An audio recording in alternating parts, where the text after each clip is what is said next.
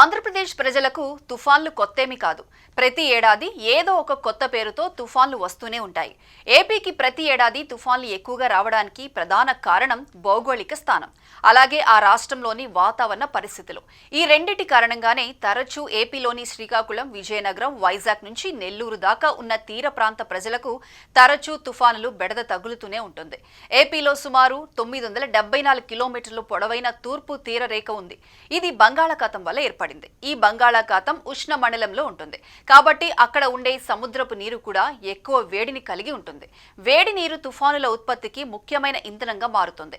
అందుకే బంగాళాఖాతంలో తరచూ తుఫానులు వచ్చి ఏపీని ఇబ్బంది పెడుతూ ఉంటాయి. బంగాళాఖాతం ప్రపంచంలోనే తుఫానులు ఎక్కువగా ఏర్పడే ప్రాంతంగా పేరుగాంచింది. ఈ సముద్రం ఎక్కువ భాగం ఆంధ్రప్రదేశ్ తీర ప్రాంతానికి ఆనుకుని ఉండడంతో తుఫాన్లు ఏర్పడినప్పుడు ముందుగా ప్రభావితం అయ్యేది ఆ రాష్ట్రమే. బంగాళాఖాతంలో ఏర్పడిన తక్కువ పీడనాలు, వాయుపీడన మార్పులు క్రమంగా తుఫాన్లుగా మారి వాయువ్య లేదా వాయువ్య పడమర దిశగా కదులుతాయి. ఈ దిశలో కదిలే తుఫాన్లు మొదట ఆంధ్రప్రదేశ్ తీరాన్ని తాకి తర్వాత ఒడిశా, పశ్చిమ బెంగాల్ రాష్ట్రాలను ప్రభావితం చేస్తాయి. ఆంధ్రప్రదేశ్లో తుఫాన్లు ప్రధానంగా 2 కాలాల్లో ఎక్కువగా వస్తాయి. మొదటిది ఏప్రిల్ నుండి జూన్ వరకు ఉండే వర్షాకాలానికి ముందు నెలలు. ఈ సమయంలో సముద్రంలోని ఉష్ణోగ్రతలు పెరగటం వల్ల తుఫాన్లు ఏర్పడే అవకాశం ఎక్కువగా ఉంటుంది. రెండవది అక్టోబర్ నుండి డిసెంబర్ మధ్య కాలం. ఇది వర్షాకాలం ముగిసిన తర్వాత శీతాకాలం మొదలయ్యే సమయం. ఈ సమయంలో ఈశాన్య రుతుపవనాల గాలులు సముద్రంలోని వేడి కలిసిపోయి శక్తివంతమైన తుఫాన్లను సృష్టిస్తాయి.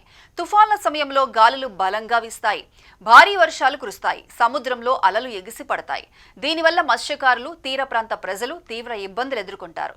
అయినా రాష్ట్ర ప్రభుత్వం, వాతావరణ శాఖ ముందుగానే హెచ్చరికలు జారీ చేసి ప్రజలను సురక్షిత ప్రాంతాలకు తరలించడం వంటి చర్యలు తీసుకుంటూ నష్టాన్ని తగ్గించే ప్రయత్నం చేస్తాయి. మొత్తానికి బంగాళాఖాతం తీరాన ఉన్న కారణంగా ఆంధ్రప్రదేశ్ రాష్ట్రం ప్రతి సంవత్సరం తుఫాన్ల ముంపును ఎదుర్కొంటుంది.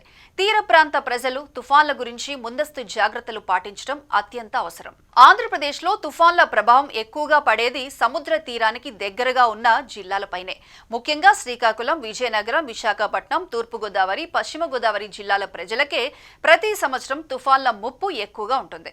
ఈ జిల్లాలు బంగాళాఖాతం తీరానికి అతి దగ్గరగా ఉండటం, అలాగే తీరరేఖ కూడా ఎక్కువగా ఉండటం వల్ల వీటిపై తుఫాన్ల ప్రభావం సహజంగానే ఎక్కువగా ఉంటుంది. తుఫాన్లు వచ్చినప్పుడు ఈ జిల్లాలో బలమైన ఈదురుగాలులు, భారీ వర్షాలు కురుస్తాయి. సముద్రం ఉప్పొంగి తీర ప్రాంత గ్రామాలను ముంచేస్తుంది. చెట్లు, విద్యుత్ స్తంభాలు కూలిపోవడం, ఇళ్లకు నష్టం కలగటం వంటి పరిణామాలు సాధారణం. తుఫాన్ల కారణంగా మత్స్యకారులు సముద్రంలోకి వెళ్లకపోవడం వారి జీవనోపాధిపై ప్రభావం చూపుతుంది. ఇలాంటి పరిస్థితులు తరచుగా ఎదురవుతుండటంతో ఈ జిల్లాల ప్రజలు తుఫాన్లను ఎదుర్కోవడంలో కొంత అలవాటు పడిపోయారు. వాతావరణ శాఖ ఇచ్చే హెచ్చరికలు అందుకున్న వెంటనే జాగ్రత్తలు తీసుకోవడం, సురక్షిత ప్రాంతాలకు తరలిపోవడం వంటి చర్యలు వీరు తక్షణమే చేపడతారు. తుఫాన్ల వల్ల నష్టం ఎక్కువైనా ప్రతిసారి ప్రజలు ధైర్యంగా ఎదుర్కొని తమ జీవనాన్ని తిరిగి సాధారణ స్థితికి తీసుకొస్తారు. అందుకే తీర ప్రాంత ప్రజలు ఆంధ్రప్రదేశ్ రాష్ట్రానికి ధైర్యం, సాహసం, పట్టుదలకు ప్రతీకగా నిలుస్తున్నారు. 1975 నుండి ఇప్పటి వరకు ఆంధ్రప్రదేశ్ తీరాన్ని దాటిన తుఫాన్లు 60 కంటే ఎక్కువ. అంటే ప్రతి 2 ఏళ్లకొకసారి ఒక తుఫాన్ ఈ నేలను తాకింది. ఈ 50 ఏళ్లలో సుమారు 1.4 కోట్ల మంది ప్రజలు ప్రభావితమయ్యారు.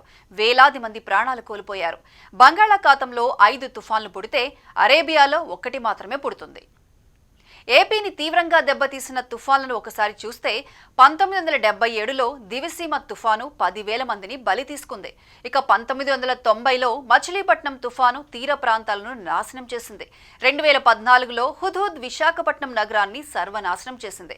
ఒక తుఫాను వస్తే సగటున రాష్ట్ర జీడీపీకి 2 నుంచి 3% నష్టం. ప్రస్తుతం ప్రళయ రూపం దాల్చిన మొంతా తుఫాన్ ఏ మేరకు నష్టం కలిగిస్తుందో చూడాల్సి ఉంది.